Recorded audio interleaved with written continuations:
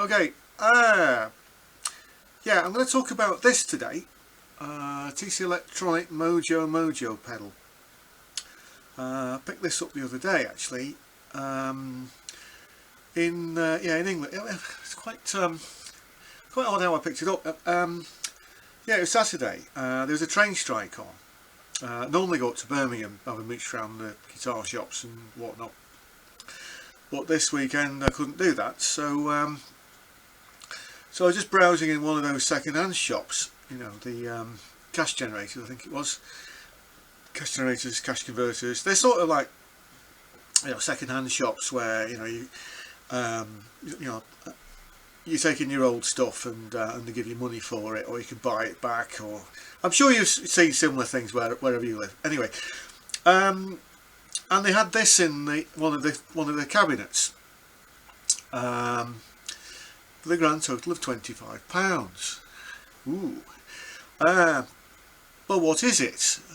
I know it's called a MojoMojo, but it's like an overdrive pedal, but it's a sort of like a transparent overdrive. What does that mean?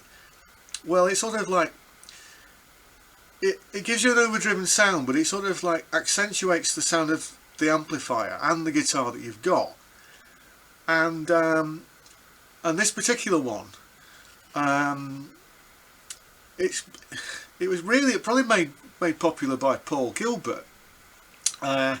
He's actually got his own version of this pedal, except his is purple.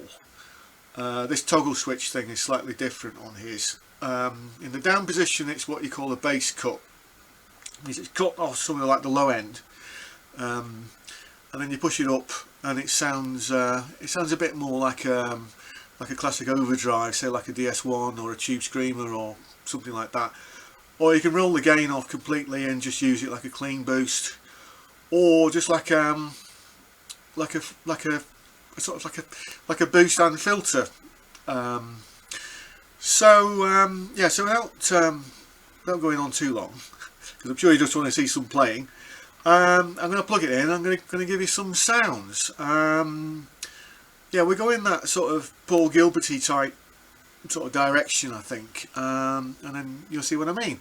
Alright, see you in a moment. Okay, so I've got it set up now. Right, no effects, straight into the amp. Boss Katana, just on clean. Put the pedal on with the switch up.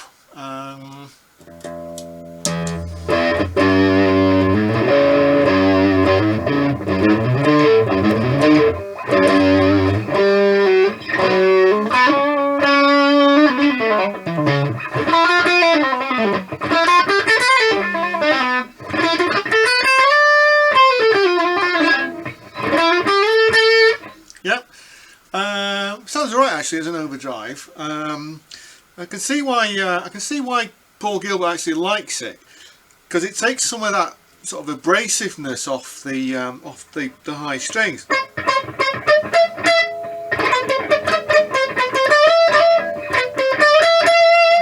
Yep. But when you put the toggle switch down,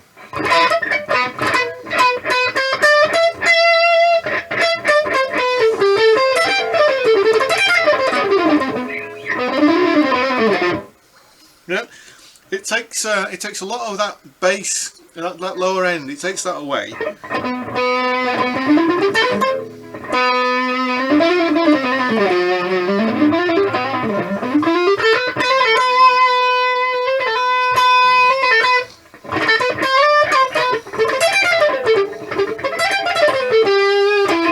Yeah.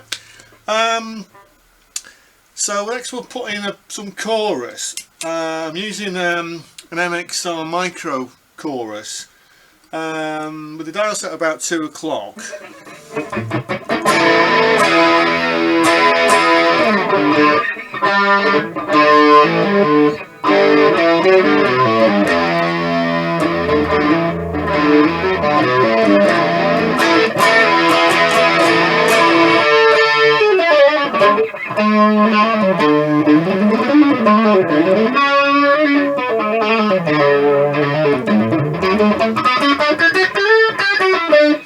So it's getting closer, then put in some delay.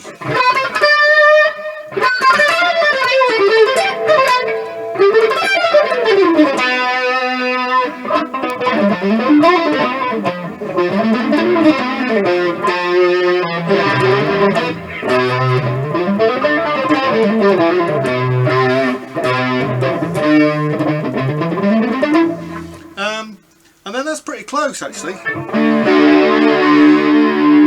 But the thing is that this MojoMojo pedal, it responds to your pick attack, which is because you go from really light like that, and it sort of cleans up.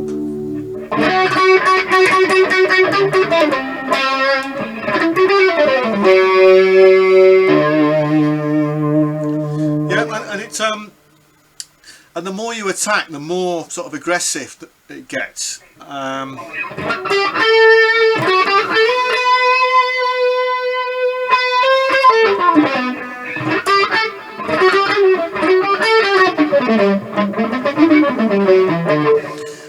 I mean, trying to get Paul Gilbert's picking style. I mean, he has his own plectrum. I'm using a Jazz 3, so maybe I should pick up some of his picks. I don't know, because he's talked. I mean, there was an interview. He was talking about like pick thickness, so that you can do like decent pick slides and whatnot. I mean, Jazz 3s you can do that as well. So I don't know if that's completely true, but you can get that sort of range of like.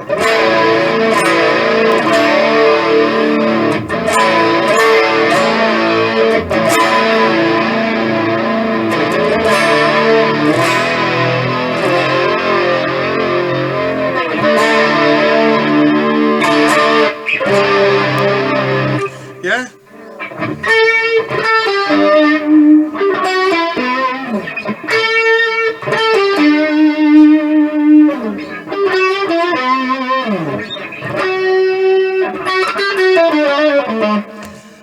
And what he does, like because he plays chords, which is great, yeah, get all those sort of dynamics in. But when he's picking,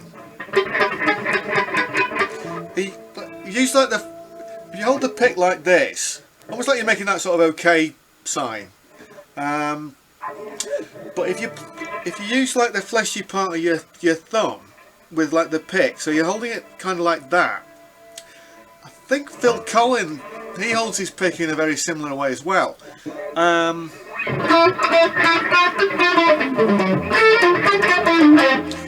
Billy Gibbons, of course.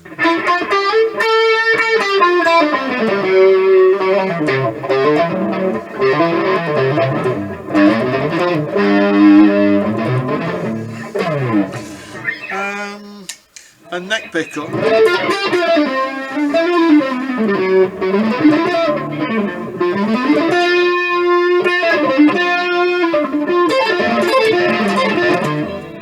Oh yeah, that was it, yeah.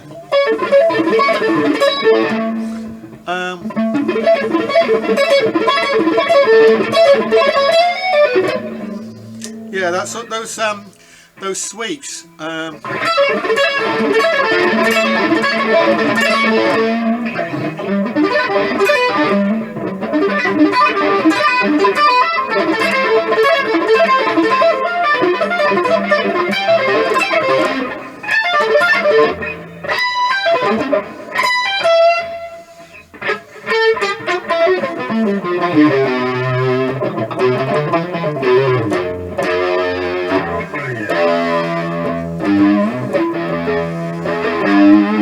Yeah?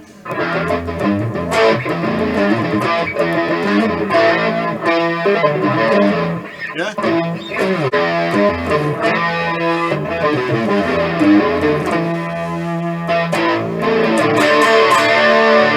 But on chords it's great, because it is that sort of early Mr. Big sound.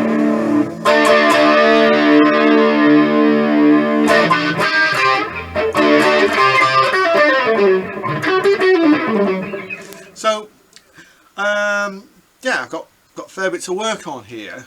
Yeah, I'm anticipating the comments on that. They're basically like sort of linking the chords with the lead playing as well. That's another thing.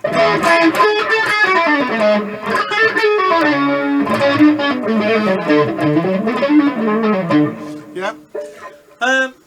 Yeah. So I'm going to leave it there. I say I haven't shown that if you actually roll the volume down a little bit, that it cleans up even more.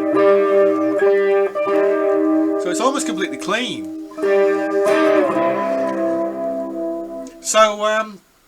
So you could use it like Paul does, like an always on pedal, and you're away, and then you just all your gain comes from here, and of course it helps. I mean, to actually get the fuller sound, you know, like if you maybe like running bigger cabinets, or like using perhaps using a delay or the reverb, like to get the stereo effects, and using a couple of amps maybe.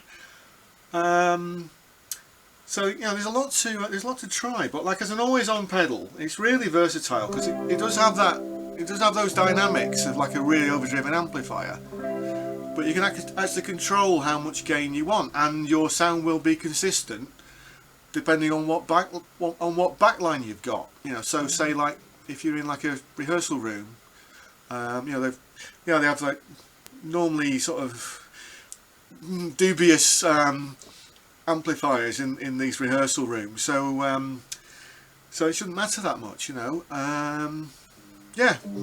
So I'm going to leave it there. Please comment below, and I'll see you next time. Right, thanks for watching.